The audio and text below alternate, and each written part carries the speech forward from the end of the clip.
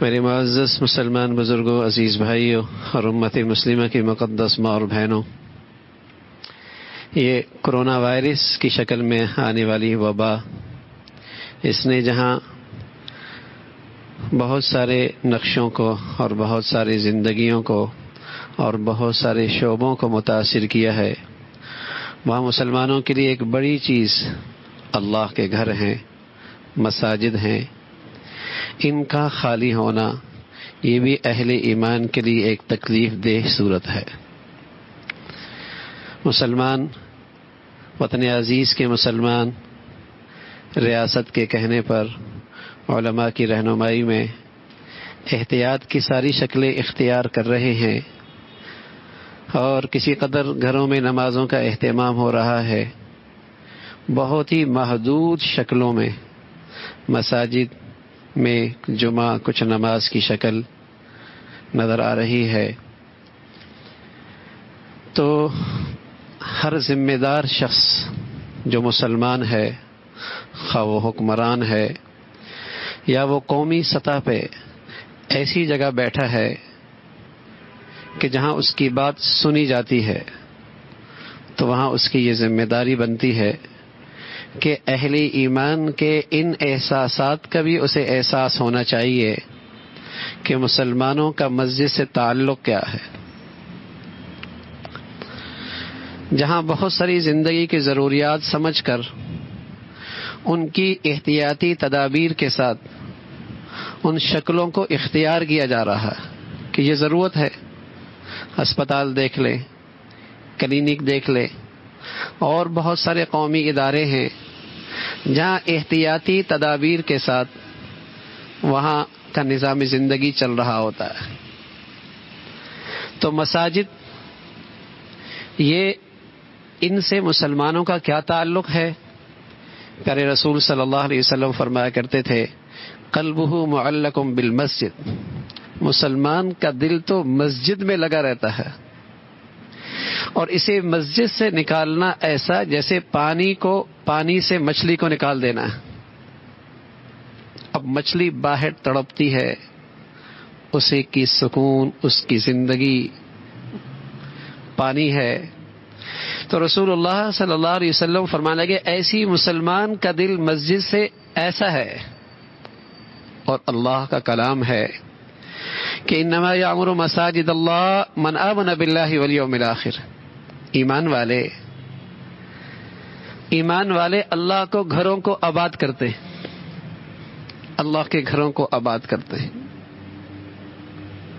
مسلمان ہو اور مسجد میں نہ جائے، یہ اس کے لیے بڑی تکلیف دہ صورت ہے، بڑی تکلیف دہ صورت ہے۔ تو برسر اقتدار طبقہ، ڈاکٹر حضرات، قومی سطح پہ جن کی آواز سنی جاتی ہے، یہ ان کی ذمہ داری بنتی ہے کہ مسلمانوں کے ان احساسات کا بھی انہیں احساس ہونا چاہیے کہ کون سی ایسی احتیاطی تدابیر اختیار کی جائیں، کون سی ایسی شکلیں اختیار کی جائیں کہ اللہ کے گھر آباد ہو جائے، کون سی ایسی صورت اپنائی جائے کہ اللہ کے گھروں کی آبادی اور مسلمانوں کے لیے وہاں آنا جانا آسان ہو جائے۔ مسلمان معاشرے میں اللہ کے گھر کی حیثیت روح کی سی ہے، مسلمان کی زندگی مسجد سے ہے۔ جسمانی صحت کے لیے لوگ اسپتال جاتے ہیں، جسمانی صحت کے لیے لوگ ہسپتال جاتے ہیں، اور جسمانی صحت کی اس اسپتال کی اہمیت آج کی جدید دنیا میں بہت ہے اور ہونی بھی چاہیے، جسم بھی اللہ کی نعمت ہے۔ لیکن مسلمان کی روحانی زندگی کی صحت اور زندگی مسجد سے ہے۔ یہی وجہ ہے کہ اللہ کے نبی صلی اللہ علیہ وسلم ساری زندگی مسجد میں سب سے آگے نظر آئے، سب سے آگے نظر آئے۔ اور مسلمان معاشرے میں مسجد کو وہ اہمیت نصیب تھی کہ مسلمان کا جو حکمران ہوتا، برسر اقتدار طبقہ ہوتا، وہ اللہ کے گھر میں سب سے آگے ہوا کرتا تھا۔ ابو بکر اس امت کے سب سے بڑے ہیں، اللہ کے گھر میں سب سے آگے. عمر اس امت کے سب سے بڑے ہیں, اللہ کے گھر میں سب سے آگے. عثمان اس امت کے سب سے بڑے ہیں, مسجد میں سب سے آگے ہیں. علی رضوان اللہ علیہ اجمعین اس امت کے سب سے بڑے, اللہ کے گھر میں سب سے آگے. تصور نہیں تھا کہ مسلمانوں میں کوئی شخص معزز ہو, عزت دار ہو, اور اس کا تعلق اللہ کے گھر سے نہ ہو. مسلمانوں میں کوئی معزز ہو, عزت دار ہو, شریف آدمی ہو, قابل وقت شخصیت ہو, اور اس کا اللہ کے گھر میں آنا جانا نہ ہو, تصور نہیں تھا.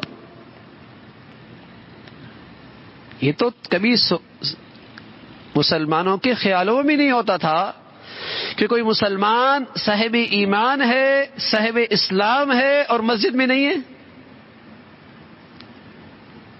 مسجد میں نہیں ہے. تو مسجد کا مسلمان معاشرے میں کیا اہمیت ہے. بدقسمتی ہے کہ آج مسلمانوں کے جن کے پاس قومی امور ہیں, ان کے دل و دماغ میں مسلمانوں کے ان احساسات کا بالکل تصور نہیں ہے, احساس نہیں ہے. ریاست کی ذمہ داری پورا کرتے ہوئے مسلمان احتیاطی تدابیر اختیار کر رہے, لیکن ریاست کی بھی تو ذمہ داری بنتی ہے کہ وہ جہاں اور زندگی کے شعبوں کو ضروریات زندگی سمجھ کر اس کے لیے ریلیف دے رہا ہے, آسانیاں پیدا کر رہا ہے, وہاں اہل اسلام کے لیے, اہل ایمان کے لیے, اہل دین کے لیے, جن کا دل مسجد میں اٹکا ہوا ہے, ان مسلمانوں کے لیے احتیاطی تدابیر اختیار کی جا سکتی ہیں, احتیاط کی شکلیں اختیار کی جا سکتی ہیں.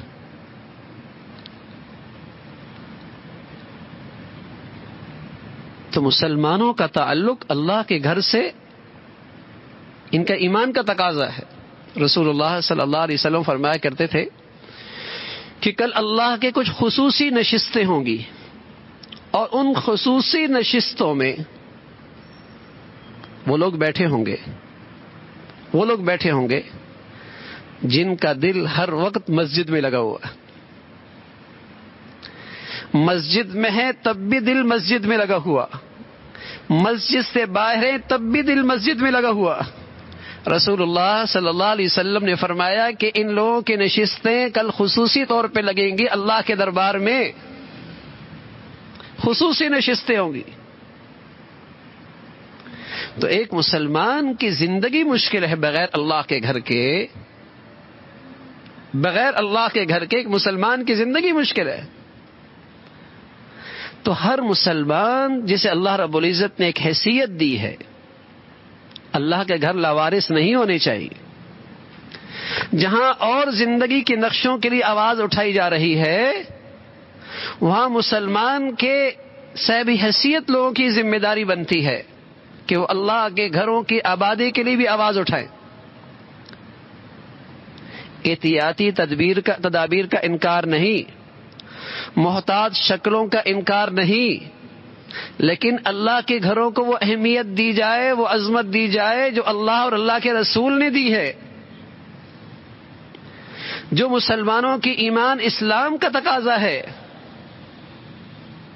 تو ہر صاحب حیثیت کی ذمہ داری ہے کہ اللہ کے گھروں کو لاوارث نہ چھوڑا جائے, ان کی آبادی کی شکلیں اختیار کی جائیں, آبادی کی شکلیں اختیار کی جائے. اور سچی بات یہ ہے کہ یہ اللہ کے گھر ہی ہے. جب مسلمان انہیں آباد کرے گا, اللہ ان کے گھروں کو, ان کے معاشرے کو, ان کے بازاروں کو, ان کی سوسائٹیوں کو آباد کر دے گا. ڈر لگ رہا ہے اگر مسلمان اسی غفلت میں رہے اور ذمہ دار لوگوں نے ان مساجد کی طرف توجہ نہ دی, تو میں دیکھ رہا ہوں پچھلے چند دنوں کے اندر ملک کے مختلف اضلاع